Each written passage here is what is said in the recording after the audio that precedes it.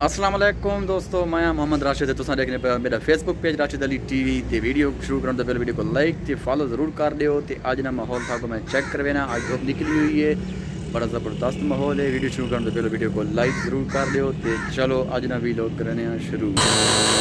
आज धूप निकली हुई है, तकरीबन 1 बजे डी निकल आया। बहुत ज़बरदस्त धूप है माशाअल्लाह। वाले तो बहुत धुंध आई, लेकिन अल्लाह पाक रहम कीता है कि धूप निकल आई है। तो आपको माहौल दिखाने पाया बाहर ना, तो देख सकने हो माहौल ज़बरदस्त माहौल है।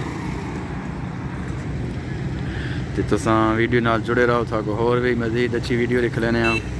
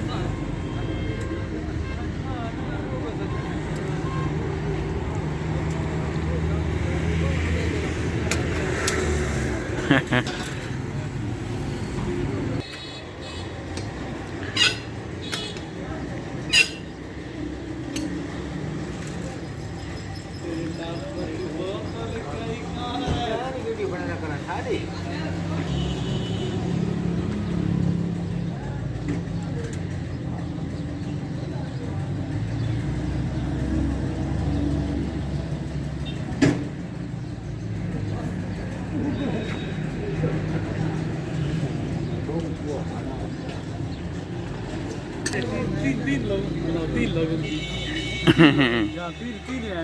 तीनों है तीनों। हाँ ठीक है। अच्छा कहाँ